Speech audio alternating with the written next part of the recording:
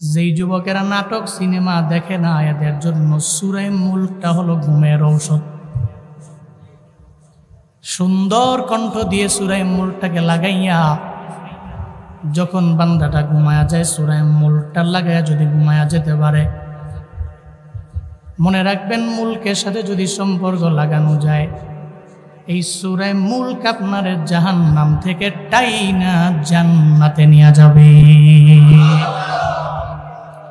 তাবারাকাল্লাযী বিয়াদিহিল মুলকু ওয়া হুয়া আলা কুল্লি শাইইন কাদির।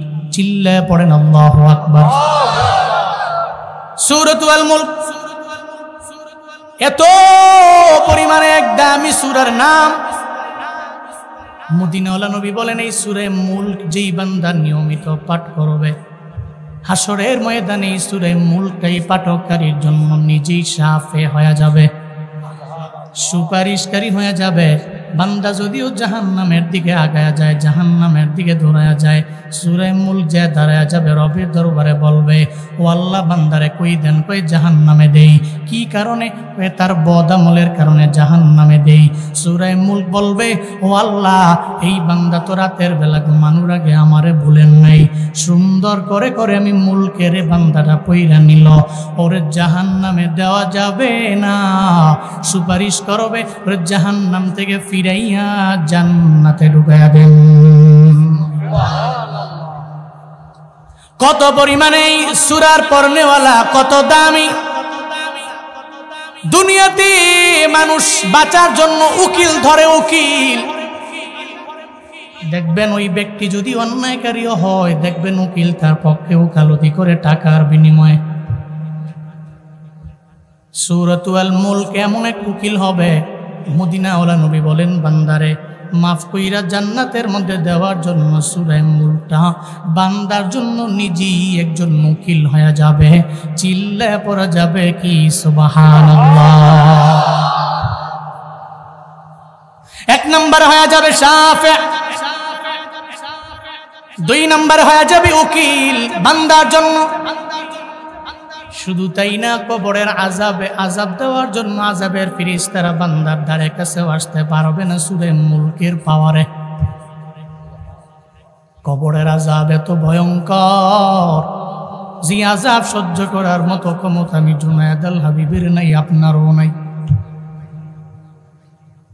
আমল করে কবরে যাইতে পারলে কবর আপনার জন্য ভালো জায়গা, জান্নাতের বাগান। যদি আমল নামক পুঁজি না নিয়ে কবরে যান, তাহলে আপনার কোনো দাম কবরে নাই, জাহান্নামের একটা গর্ত হয়ে যাবে। এই জন্য মদিনাওয়ালা নবী বললেন উম্মতেরা রবের দরবারে শুধু কবরের আযাব থেকে তোমরা পানা চাও। তাআওয়াযু বিল্লাহি মিন আযাবিল কবর। ও বান্দারা, মদিনাওয়ালা নবী জানায়া দিলেন উম্মতেরা রবের দরবারে কবরের আযাব থেকে তোমরা আশ্রয় কামনা করো, প্রার্থনা করো রবের দরবারে, আল্লাহর দরবারে জানায়া দাও, আল্লাহ কবরের আযাব সহ্য করার মতো ক্ষমতা আমার মাঝে নাই। ও আল্লাহ, দুনিয়ার আগুন যেখানে সহ্য করতে পারি না, আগুনের কারণে পাগল পারা হয়ে যায়। এই যে গত কয়েকদিন আগে কারগো ভিলেজের মধ্যে আগুন লাগলো, ওখানে কে লাগাইলো? কয় পরিকল্পনার মাধ্যমে লাগাইলো। লং টাইম হয়ে গেছে, আগুন নিবাইতে পারে না, পাগলের মতো হয়ে গেছে। লোকেরা কয় এই আগুন নিবাইতে কেন পারি না, আগুন নিবাইতে কেন পারি না। দুনিয়ার ঘরের মধ্যে আগুন লাগলে মসজিদের মাইকের মধ্যে এলান হয়ে যায়, ওই অমুকের ঘরের মধ্যে আগুন লাগছে, ওই এলাকার লোকেরা তোমরা আসো না, তোমরা সব মিলে চলো না আগুনটারে আমরা সবাই মিলে নিভাই।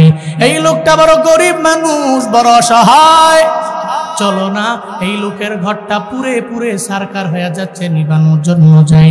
কারগো ভিলেজের আগুন লাগলো, নিবানোর জন্য মানুষের কোনো অভাব নাই। কিন্তু আপনার কবরের মধ্যে যদি 3.5 হাত এই ঘরের মধ্যে যদি একবার আগুন লাইগা যায়, বলেন না এই আগুন কে নিভাবে? আপনার বাবা তো যায় নাই, আপনার মাও তো যায় নাই, আপনার বিবি যায় নাই, আপনার ছেলে যায় নাই, আপনার মেয়ে যায় নাই, পরিবারের কেউ আপনার সঙ্গে যায় নাই।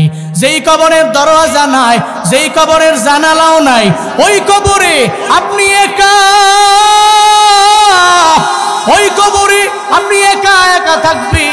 আপনার মাও নাই, আপনার বাবাও নাই, পরিবারের কেউ নাই।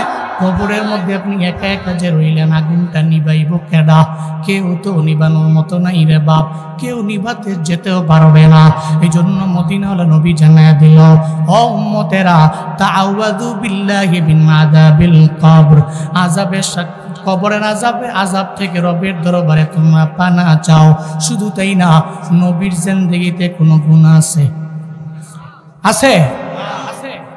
ليغفر لك الله ما تقدم من ذنبك وما تأخر। চিল্লা পড়েন আল্লাহু আকবার। আল্লাহ কয়, নবী আপনার জিন্দেগিতে কোনো গুনাহ নাই, আগের পিছের সব গুনাহ আমি আল্লাহ মাফ করে দিলাম। গুনাহ নাই, এরপরও আমি আল্লাহ আপনারে মাফ করে দিলাম। নবীর জিন্দেগিতে গুনাহ নাই, আল্লাহ বলে মাফ করে দিছে। এরপরেও নবী কবরের আযাবের ভয় রবের দরবারে কান্না করে।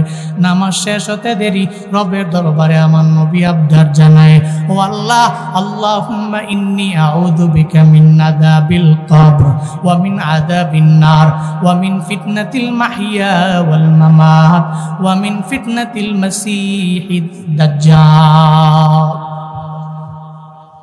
যেই নবীর জিন্দেগিতে, পুরো জিন্দেগিতে কোনো গুনাহ নাই, ওই পয়গম্বর নামাজ শেষে রবের দরবারে দোয়া করে নেয়, আল্লাহ গো, তুমি আমারে কবরের আযাব থেকে তুমি আমারে বাঁচাও না। ইন্নী আউযু বিকা মিন আযাবিল কবর, ও আল্লাহ, কবরের আযাব থেকে তুমি আমি পানা চাই, তুমি বাঁচাও। শুধু তাই না, ওয়া মিন আযাবিন নার, জাহান্নামের আগুন সহ্য করার মতো ক্ষমতা আমার মাঝে নাই। ও আল্লাহ, জাহান্নামের আযাব থেকে তুমি আমারে বাঁচায়া দাও।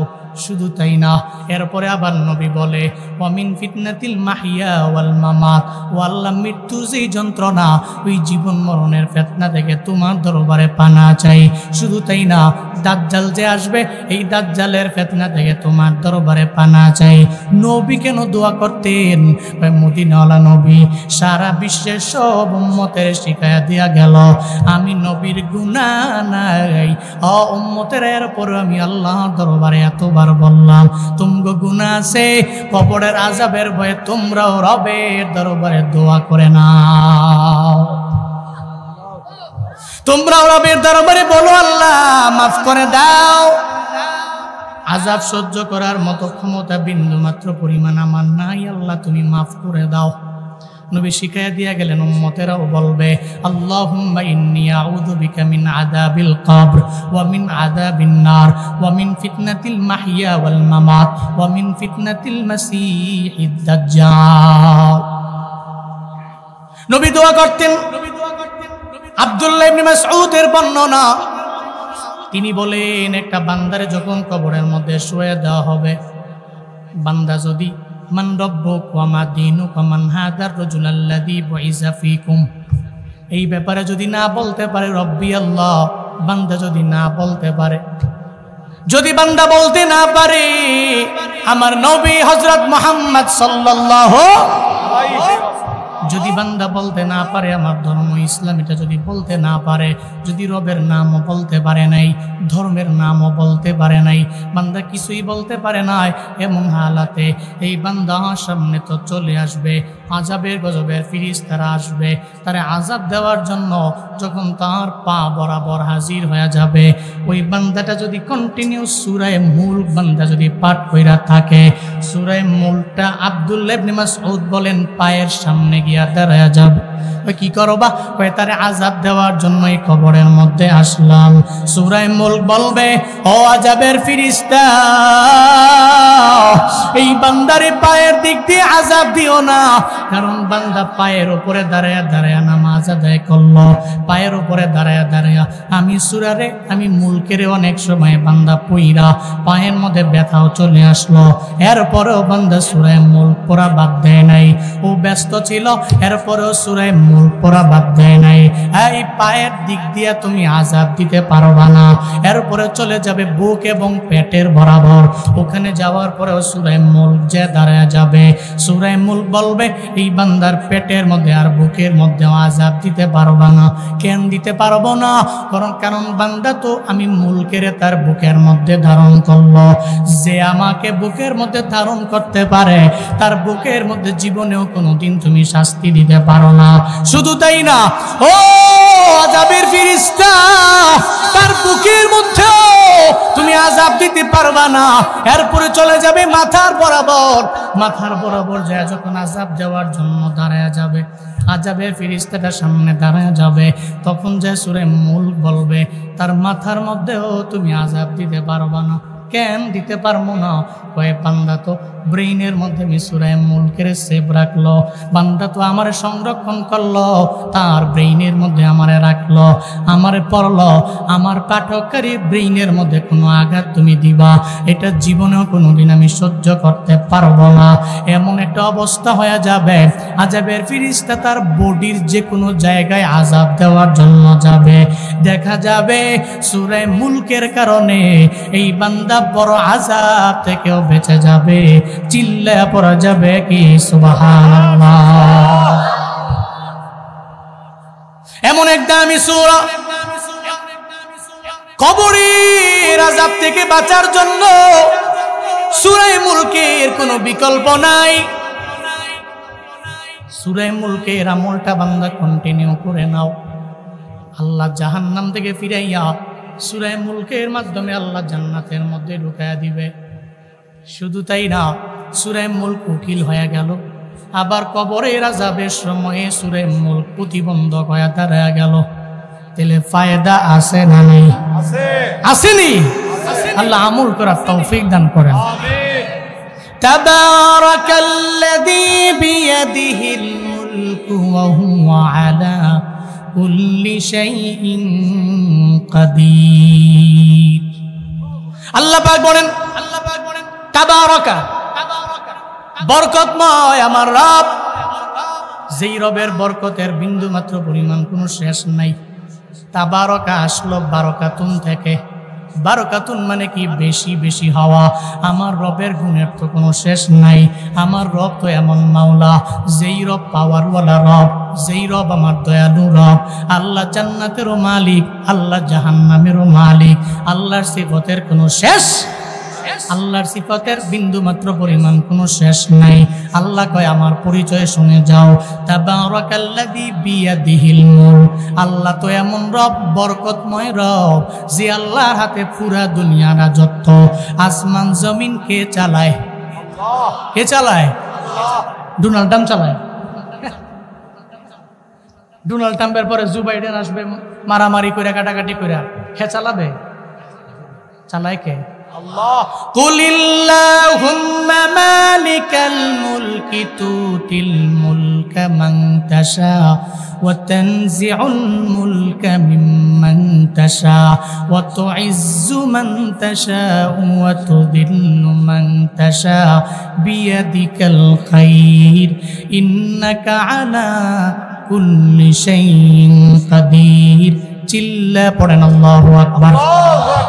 আল্লাহ পাক বলেন, নবী উম্মতের বলুন, আল্লাহুম্মা মালিকাল মুলক, এই রাজত্বের রাজা ধীরা চলেন আমার আল্লাহ। আল্লাহ রাজত্ব চালায়, আল্লাহ যারা চায় ওই বান্দার রাজত্ব দেয়। আল্লাহ যারা চায় না ওরে দেয় না। আল্লাহ যারা চায় ওরে চেয়ারের মধ্যে নিয়ে বসাইয়া দেয়। আল্লাহ যারা চায় না ওরে ধাক্কা দিয়ে নামায়া দেয়। পরীক্ষা করে আমার আল্লাহ বান্দা কি অহংকারী হয়ে যায় কিনা, বান্দা কি নিজের বড় মনে করে কিনা, বান্দা কি আমি রবের চাদর নিয়ে টান দেয় কিনা। আল্লাহ দেখে, আল্লাহ ট্রাই করে, আল্লাহ পরীক্ষা করে। রে মুলকের মালিক হলাম আমি আল্লাহ।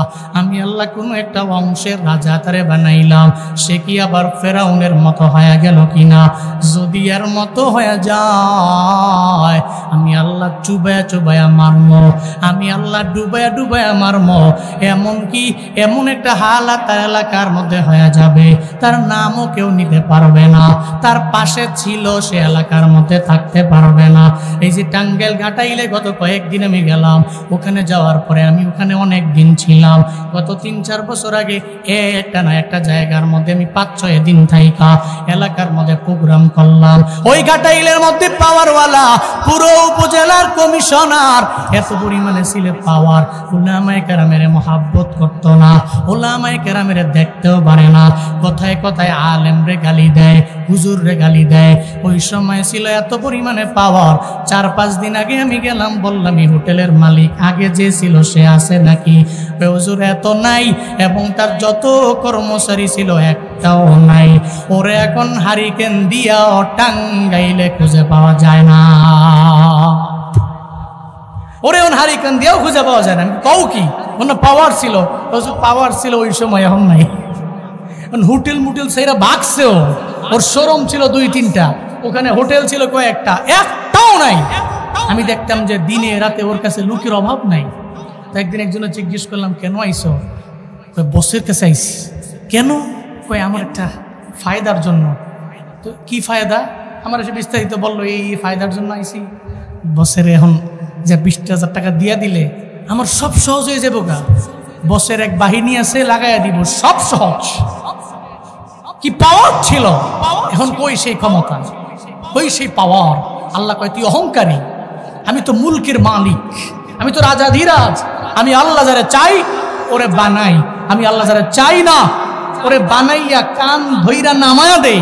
ওই সময় যার পাওয়ার ছিল এখন তার পাওয়ার নাই, তার প্রত্যেকটা হোটেল শোরুম সব এখন পড়ে আছে তালাবদ্ধ অবস্থায়। আল্লাহ কয় এটাই তো আমার পাওয়ার, বিয়াদিহিল মুলক। পড়ে না সুবহানাল্লাহ। এত ক্ষমতা, তোর তো পাওয়ার, এই সব তো আমার, এগুলো আমি তোর দিছি মায়া কইরা। কিন্তু তুই কেমন জানি হয়ে গেলি ফেরাউনের মতো, বলতেই লাগলি আনা রব্বুকুমুল আ'লা। যদিও বলে না, ও চিন্তা করে মাঝে মাঝে আমার মতো বড় এলাকার মধ্যে আর কেউ নাই, কেউ সালাম দিলে পর্যন্ত নেয় না। অহংকারী হয়ে যায়, কিন্তু অহংকার আমার মাওলার চাদর,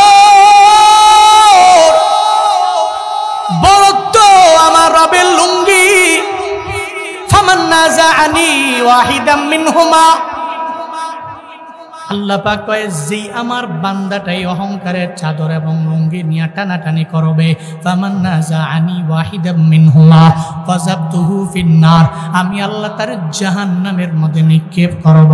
এর মানে বোঝা গেল আল্লাহর কাছে রাজত্ব, আমার মাওলার দরবারে ক্ষমতা, অহংকার কোনো বান্দা করতে পারে না। চাইলে অহংকার করতে পারে একজন, চিল্লা বলেন তার নাম। উড়ন যাইতো না, কই যাইবে? হ্যাঁ আইবেন নি না যাইবেন গা? না না আউইন নাই, আউইন নাই, চেহারায় কয় যেটা হাইস দিছে মাশাআল্লাহ, জোরে কয় না মারহাবা, মারহাবা না আসবে। উঠতেন না আরেকজন, উঠলে পরে কেন জান গা, এনয়া মাইকে কইয়া পরে যাওন লাগবো।